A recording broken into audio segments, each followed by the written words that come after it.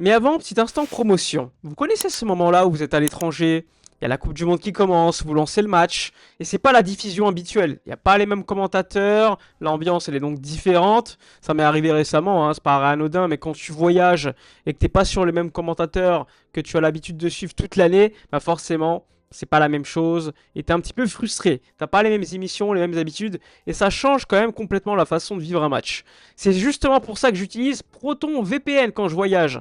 En quelques secondes, je peux trouver ma diffusion habituelle, suivre les matchs comme si j'étais chez moi, même couverture, même ambiance, même expérience, même commentateur. En plus, quand je regarde un match en stream, on va pas se mentir, je préfère quand même garder plus de confidentialité en ligne. Proton VPN masque votre adresse IP et applique une politique de non-conservation des activités de navigation. Et on vous connaît, vous, mes petits morveux, là. Bon, pendant la Coupe du Monde, chaque détail compte. Que vous soyez dans votre salon, à l'aéroport ou à l'autre bout du monde, l'important c'est de vivre le moment, vibrer pour son équipe, profiter du spectacle.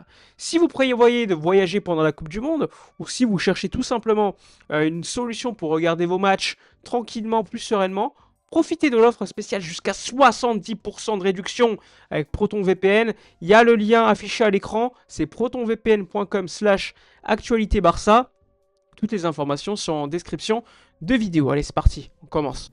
Alors au sein de la vidéo, je vous l'ai dit, on va parler de Gvardiol, on va aussi parler de Hamza Abdelkarim, sans oublier évidemment tous les sujets qui vous intéressent particulièrement. Il y a beaucoup de sujets, il y a Marcus Rashford aussi, il y a aussi petite update sur Julian Alvarez par rapport à hier, donc n'hésitez pas, on y va, on débute, c'est parti. Alors, le dossier Marcus Rashford. Marcus Rashford, comme vous le savez, jusqu'au 15 janvier, 15 juin, pardon, donc d'ici quelques jours, l'option d'achat de 30 millions d'euros payable, donc en 3 fois par le Barça, eh bien, se terminera. Elle était fixée à 30 millions d'euros par Manchester United, et si le Barça voulait lever l'option, il fallait payer ces 30 millions d'euros en 3 fois.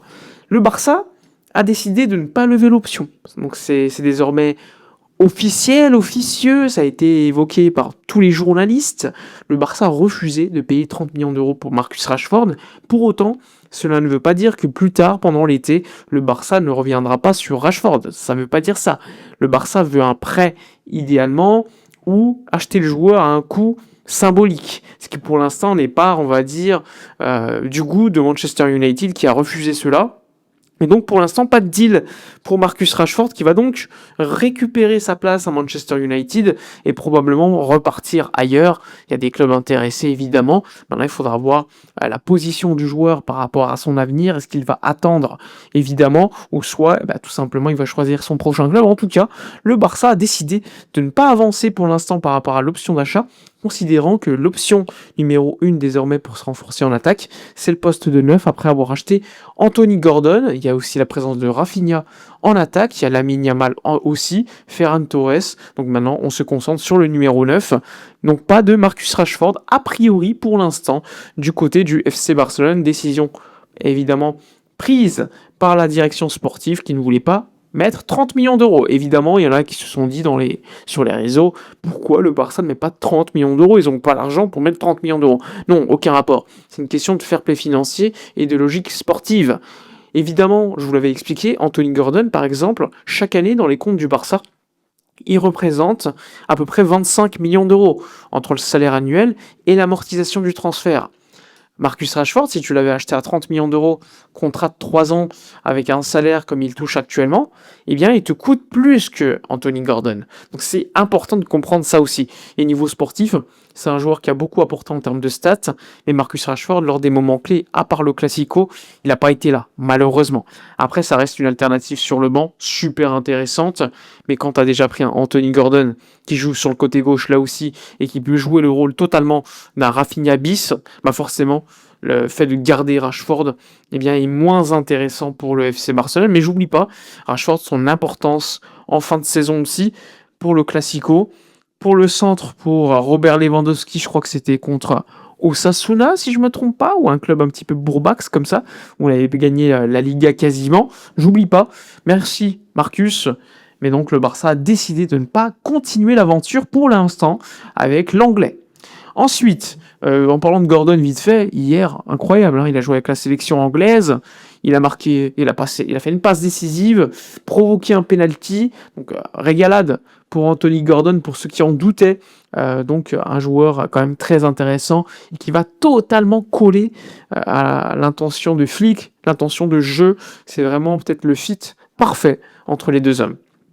Ensuite, maintenant parlons un petit peu d'autres sujets. Le sujet Gvardiol qui vous intéresse particulièrement. Hier, il y a un journaliste allemand qui a sorti l'information, ça a été retweeté par Santi de Football Mercato, et cette information, elle explique que concernant Gvardiol, comme vous le savez, Manchester City veut prolonger le joueur, il y a aussi l'intérêt du Real Madrid, du Bayern Munich, et là l'information, elle explique que le Barça est aussi intéressé, et le Barça aurait même déjà fait une offre au joueur, et serait prêt à monter à 80 millions d'euros pour convaincre Manchester City. Vous le savez, Manchester City veut garder Gvardiol, ils vont lui proposer une prolongation de contrat assez importante en termes de salaire. Le joueur va décider de son avenir probablement après la Coupe du Monde. Je le rappelle, son agence est proche de Andy Barra, qui est proche de Laporta. Ça, on le sait, on en a parlé plusieurs fois, il y a un vrai intérêt du Barça. Malheureusement, pour l'instant, pas plus, parce que le Barça ne peut pas se permettre aujourd'hui d'avancer sur le deal, alors que la priorité, c'est le poste de neuf. En tout cas, aujourd'hui, il peut évidemment se passer de tas de choses, vous le savez, le Barça peut parfois surprendre, surtout comme je vous l'ai dit, le Barça prépare un mercato pour 2 ans, et donc forcément le poste de défenseur central gaucher, c'est l'une des volontés de Flick, il veut absolument renforcer ce poste, et c'est l'un des favoris de Flick, Gvardiol, il faut le savoir, je vous en ai parlé lors de vidéos précédentes, c'est un défenseur central qui plaît beaucoup à la direction sportive et à Hansi Flick. Maintenant le problème, ça reste le prix est élevé, City pourrait en attendre au moins 90 millions d'euros, ça aussi c'est important, et dans le cas où il refuse de prolonger. On sait aussi qu'il y a une appétence du côté du Real Madrid, parce que le Real Madrid vise clairement Gvardiol pour renforcer sa défense, donc il va falloir voir s'il y a une concurrence éventuelle, ou si le joueur va prolonger son contrat du côté de Manchester City. Moi j'ai posé la question évidemment à Santi par rapport à son retweet d'un journaliste allemand qui travaille pour Football Mercato. Il m'a expliqué que effectivement le Barça était très intéressé et que forcément il pouvait y avoir des choses qui pourraient se tramer entre guillemets derrière on va dire tout ce qui se passe officiellement et devant nos yeux. Donc on va suivre évidemment à la trace ce qui pourrait se passer concernant l'avenir de Gvardiol, mais pour l'instant les gars, on garde notre calme, rien de très avancé à l'intérêt du Barça, on reste dans notre échelle d'avancement de transfert où tu es au début intérêt, ensuite discussion, ensuite accord et ensuite négociation avec les clubs. Pour l'instant, on n'est pas du tout à ce niveau-là. Donc pour l'instant, on reste plutôt prudent par rapport à Gvardiol, mais ça montre aussi que le Barça pense à se renforcer à ce poste, le défenseur central gaucher, mais si vous suivez les vidéos, vous le saviez déjà.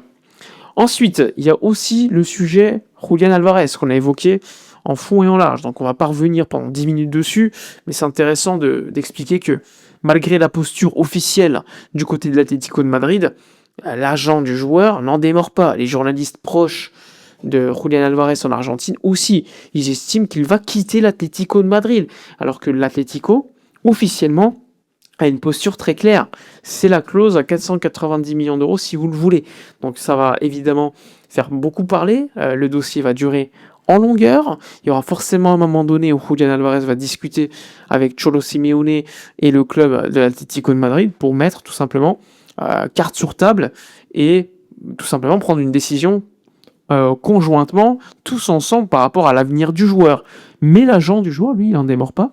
Il est toujours optimiste par rapport à un deal. Et le Barça, aujourd'hui, sa posture, c'est tranquille, on sait qu'on a la parole du joueur, le joueur va venir, on est tranquille maintenant, c'est au club de l'accepter, le club de l'Atlético d'accepter que le joueur veuille partir.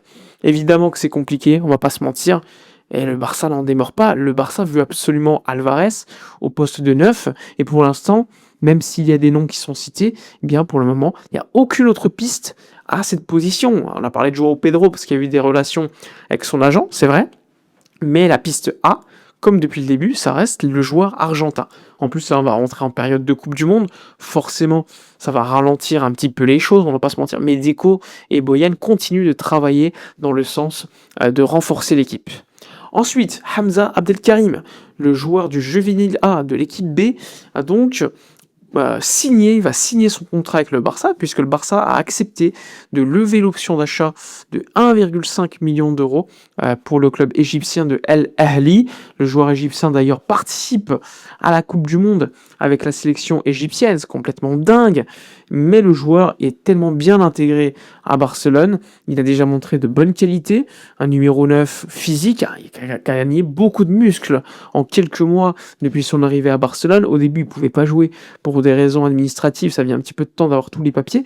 Maintenant, il a joué avec le Juvenil A. À voir évidemment la saison prochaine avec l'équipe B, mais en tout cas, ça sera un attaquant à suivre, parce qu'il va faire a priori la pré-saison avec l'équipe première. Il devrait accompagner notamment les Ibrahim Diarra, il y aura aussi probablement Ibrahima Tunkara, il y aura beaucoup de jeunes joueurs. Et ensuite, Flick, je pense, lors des premiers jours, il va tous les tester. Et ensuite, il fera un choix final de les ramener avec l'équipe première ou pas pour le stage au Royaume-Uni. Et ensuite, la pré-saison avec des matchs qui vont se passer sur les différents continents. Le continent américain, sud-américain pour être bien précis, avec un match amical contre River. Il y aura aussi un match au Maroc, à Rabat.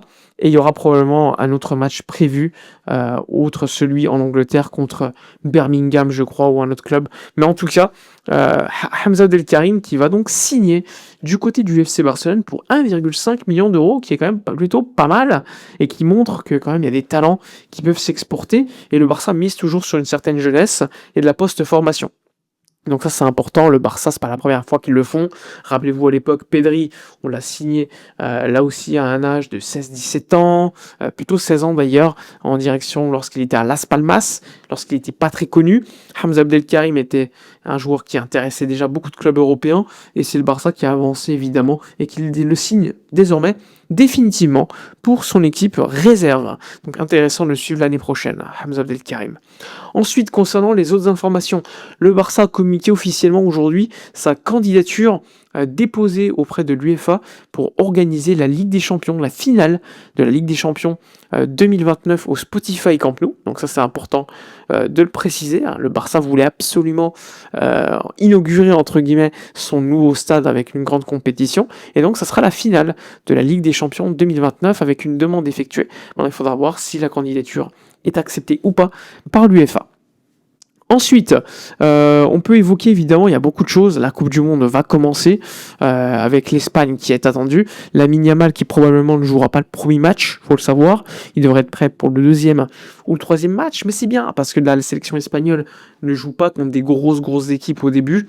Ça va monter crescendo, le joueur n'a pas joué depuis un certain temps, il aura besoin de prendre un petit peu de rythme, et ça sera idéal, je pense, le bon moment où il sera de retour pour gagner un petit peu de rythme et arriver tout simplement frais, espérons sans blessure, pour les moments clés de la sélection espagnole. On attend beaucoup cette sélection espagnole qui est quasiment favorite, on va pas se mentir, beaucoup de Barcelonais, Eric, Joan Garcia, même si probablement ne sera pas titularisé, je pense que ce sera David Raya. Il y a aussi évidemment Koubarsi, Pedri, Olmo, Ferran Torres, Lamine. Il y a beaucoup de Barcelonais et de joueurs formés au club. Kouroudia, Grimaldo et plein d'autres. Donc une équipe qu'on va suivre particulièrement de mon côté. La sélection espagnole, il y a aussi la sélection argentine, on va pas se mentir. Messi, on va quand même le suivre parce que ça reste Messi et un joueur incroyable, même à son âge. Et donc on a hâte de voir ça. Puis on va suivre aussi en Soum Julian Alvarez. Mais bon, faut pas se dire à l'Atlético, sinon ils vont faire des tweets. Ils vont faire des tweets sur moi, ils vont me dire: ah Sofiane, l'actualité Barça, vous nous harcelez, laissez-nous tranquilles. Alors c'est bon, on a le droit de regarder un match, tranquille. On a le droit de faire des offres pour vos joueurs, c'est bon, hein, c'est pas un scandale, vous faites pareil. Bref, voilà pour la vidéo de la journée. N'hésitez pas dans l'espace commentaire à donner votre avis, à liker, à commenter, à partager. Nous on se retrouve demain, même heure, pour une nouvelle vidéo avec beaucoup d'actualités là aussi. N'hésitez pas à mettre un like, à booster la vidéo, à la commenter. Abonnez-vous également à ma chaîne Twitch si vous voulez soutenir encore plus. Il y a également le bouton rejoindre la chaîne juste en dessous de la vidéo YouTube. Là, c'est pour me soutenir encore plus, ce serait extraordinaire. Sinon, vous lâchez un petit sub sur Twitch, un petit sub sur X, ça fait toujours plaisir. En tout cas, je vous souhaite une agréable fin de journée.